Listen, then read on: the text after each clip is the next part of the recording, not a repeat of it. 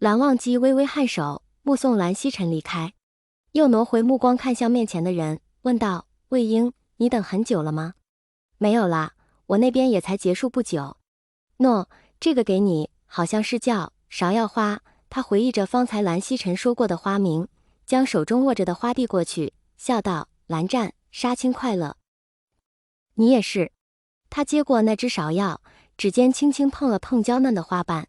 “好看吗？我觉得这花很配你，就擅自拿来送了，也不知道你喜不喜欢。”他虽不了解这种花，但在看到的第一眼，脑海里就现出纯洁和高贵的字眼，所以便觉得配极了蓝湛。“喜欢。谢谢你，魏婴。”听到他说喜欢，魏无羡心里登时就像吃了蜜一样甜，脸上的笑意更明显了。“蓝湛，这部戏拍完后，我就没什么其他工作了，所以下周的杀青宴我有时间。你呢？你有空吗？”蓝忘机看着他，答道：“我会来。”“那现在我能不能……”魏无羡纠结了无数遍，还是不知道用什么方式说出来比较好。若只是作为同事和朋友，在临分别时可以很自然的去讨要一个拥抱，可自己对这个同事心思又不单纯，再自然的举动，他都会觉得是自己占了便宜。别说是告白了，他多说点什么都觉得难以启齿。“魏婴，你要说的事情就是这个？”蓝忘机最揪心于见他这副模样，询问又得不到真正原因，又不能逼迫他告诉自己，只好道：“你之前答应过我的，有什么事都会告诉我。”“那我说什么你都会答应吗？”虽不理解这句话意指何处，可他仍然给出了一个肯定的答案：“而后听的那人继续道：“今天之后我们就不再是同事了，但是在这段日子里，你很照顾我，也帮了我很多，我过得很开心。”他自嘲地笑了一声，之前我就一直害怕这天的到来，也做了很多次心理准备，可等到真正到了这天，我发现自己还是挺舍不得的。所以在分开之前，我能不能抱你一下？”他的眼眶已经微微发红，抬起头来时，眉宇间全是黯然神伤。蓝忘机只觉得自己的心像是被什么尖利的东西扎了一下，疼痛短促却又深刻。他又何尝舍得他，只是自己的情绪一向不外露。最近一段时日，眼睁睁看着魏婴的情绪越来越焦躁，还以为是为了外界的什么事而烦恼，独独未曾想过会是因为自己。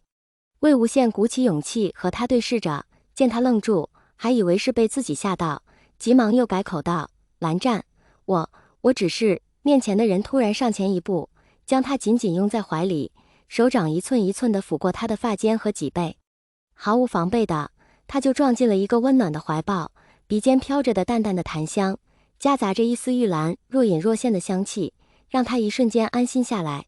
他也紧紧回抱过去，将快要隐藏不住的千言万语化为了一句低语：“蓝湛，我舍不得你。”“我也舍不得你，魏婴。”魏无羡崩溃地退出微博，关了手机。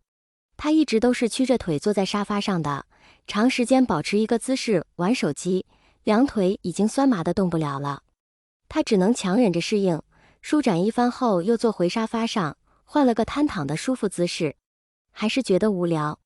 于是右手习惯性的划开了手机，魏无羡再次点开了微博界面。一看到方才逛过的页面，他还是有点不忍直视。他真的完全没想到，那天的场景居然被拍到了。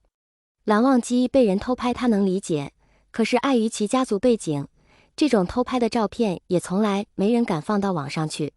虽然那群小女孩没什么恶意，只是自娱自乐，甚至有意识地做了保密工作，可这世上哪有不透风的墙，这不就被自己这个假粉混进去要到照片了吗？魏无羡整个人都已经陷进了柔软的沙发里，他也不知道自己为何会鬼迷心窍去了那个超话。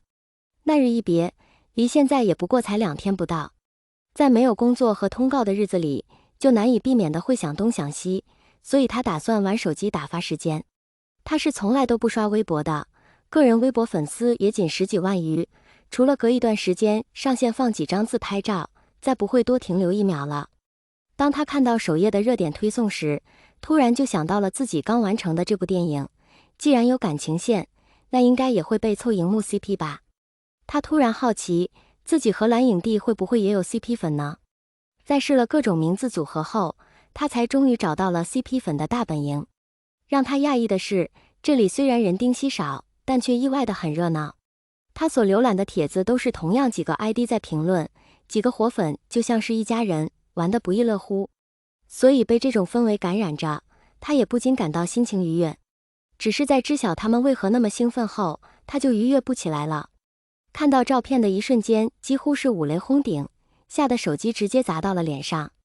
幸好这些小姑娘都很懂事，圈子又冷，她也不需要太过担心。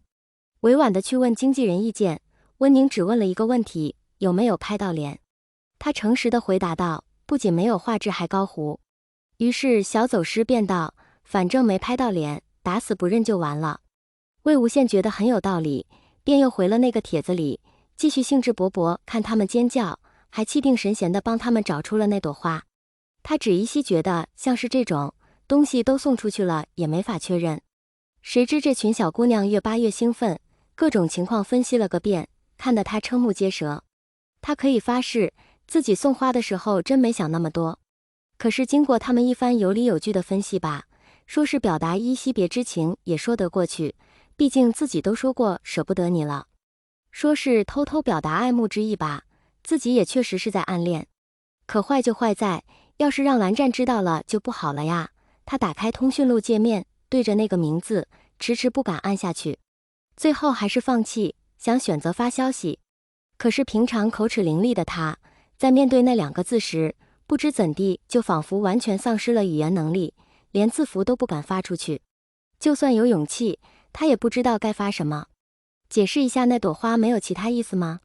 对方万一也和他一样没想那么多，自己这一解释，不就成了明晃晃的掩饰了吗？这种自爆的事情做不得。所以最后终是作罢。1周后的杀青宴，剧组的主创都来齐了，应该也是为了凑齐人，导演才将这个聚会推延到了这天。魏无羡到的时候，蓝忘机已经做好了，身边预留出了一个空位。也不知是他有意为之还是导演安排的，反正他踏进包间时，看到的就只有这么一个空位。